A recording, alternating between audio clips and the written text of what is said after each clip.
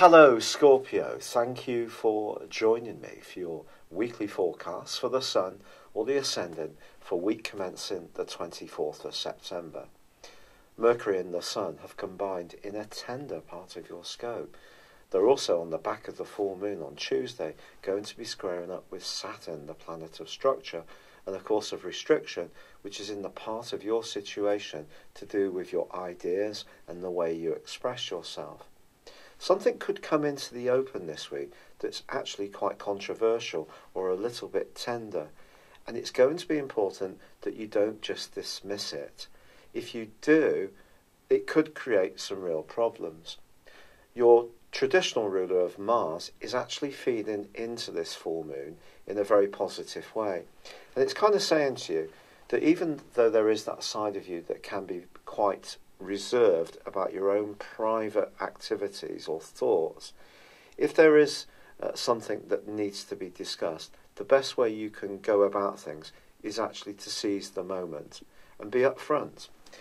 And although Mars is squaring up to Uranus in your sector of relationships, and this may feel uncomfortable and even be unsettling to you, I think if someone does have some kind of idea that something's not quite right, does need to be discussed, or there's an issue of trust that does need to be explored, trying to brush it under the carpet is probably the worst thing you can do. Now, if it's not an external debate that you're going to have this week, Scorpio, it may be one with yourself. You may find yourself feeling a little bit more inhibited, a little bit more cramped in your style, or even your energy or nervous system can be a little on the low side.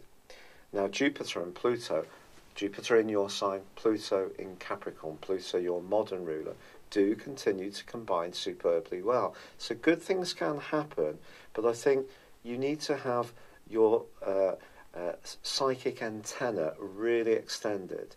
Be aware for undercurrents, for more political strands. Any energy that's going on around you where someone seems a bit out of sort, is withdrawing from you, not saying how they feel, try to ferret out of them as soon as possible. And use the more direct energy of Mars to have a frank debate. It may be something that isn't normally your style, not about your own stuff, although you can be very forthright about other people's failings or shortcomings as you see them sometimes. I have a lot of Scorpio, so I can relate to this. I do feel it's important, if there is a tender subject, to try to embrace it. It's a bit like bad publicity that you see around politicians these days. Very often they come out and say, no, I didn't do it, I didn't have that affair, I didn't sign up for that particular agenda, I didn't go on that trip to Russia where everything was really nice and paid for. And then they're found to not be telling the truth. It always affects their credibility. So if there is something tender, just own it. It's been a real pleasure being with you, Scorpio. Thank you for joining me. I'd love it if you would like or comment on this video. If you've yet to do so, please do subscribe to this channel. Thank you. Hello, Scorpio. Thank you for joining me for your monthly forecast for September. I am sorry that I'm delivering this forecast a little late than ideal. It's really lovely to be with you, and this month has lots of excitement for you, not least that Jupiter, the planet of growth in your sign, is going to be angling up superbly well with Pluto, your modern ruler, which is in your sector of communication. Speaking of communication, Saturn has been tracking backwards for 5.5 months in this area too. So although there is opportunity with Jupiter and Pluto to take the initiative, to be more creative, to believe in your ideas and the exchange of them with others, Saturn probably at times has seen you feel a little tongue-tied over that last half year. What Saturn's been asking you to do is to think carefully about what you believe in, and also how you interact with people immediately around you, neighbours, folks on an everyday basis, perhaps even your siblings. The third house rules brothers and sisters.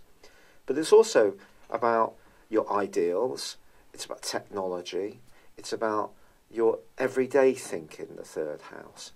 If you have had a problem with a mode of transport or a trusted domestic appliance or computer or piece of software that's proved to be a bit trying, it wouldn't be a surprise. But the great news is that on the 6th of this month, Saturn comes to the end of that retrograde, and on the same day, Mercury joins up with the Sun in the most splendid part of your horoscope when it comes to friendships, social interactions, and also your future hopes and destiny. Now on the 9th, you get 2 more astral bonus balls, because Venus, the planet of love, moves out of a very muted, reflective and introspective part of your scope, which may have seen you in the previous 28 days, perhaps a little concerned about your love life, perhaps analysing what you really wanted, perhaps there's been a separation, or perhaps someone from your past has made a reappearance. But Venus moving into your own sign is going to give you an awesome sense of attractiveness, which is going to go on through to the end of the month.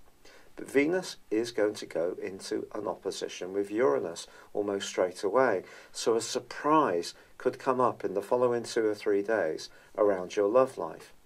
Although you are a fixed sign, when change does happen for you, it tends to happen in a very dramatic way. And also on the 6th, as Mercury moves into Virgo, it forges a link with Saturn and also Uranus. And of course Uranus is in your sector of partnerships. So it's possible that you could start to develop some kind of rapport from someone in your friendship circle, or who you share a joint goal or some kind of interest with, and that can be given even greater momentum by the fact that there is a splendid new moon in Virgo on the 9th, which is actually going to angle in brilliantly itself to both Uranus and also, Jupiter and also Pluto. So that's going to give you a great sense of extra confidence to interact with others. Because your sign, you're very skilled at weighing up other people and can be quite blunt at times in how you view others, but you can be quite private about your own situation. But I think this particular new moon is really urging you to seize the mettle and to be much more outgoing and engaging with others. Now there is, at the very heart of this month, a challenge between Venus and Mars. Now Mars, of course, is your traditional ruler, and it is going to be changing signs on the 12th, moving back into the part of your horoscope that's to do with home and family. But that then recommences its right angle with Uranus, which has been going on, off and on, since the 2nd week of May. Although the retrogrades have had a huge impact on us all, there's no doubt about that, I do think this particular aspect has been at the heart of a lot of people's frustrations since that time. If you think about it, Uranus in your 7th house creates a restlessness around relationships or partnerships. At times you may want to be up close and personal, at other times really embrace your sense of freedom and independence. And Mars in your 4th house can make you a bit defensive, rush to judgment, be a bit more impulsive about emotional interaction. So the two together could have at times seen you quite outspoken, and this may have also seen other people find you a little prickly, if you don't mind me saying so. Or perhaps it's you who's found others prickly, and your natural sensitivity has not been matched by others.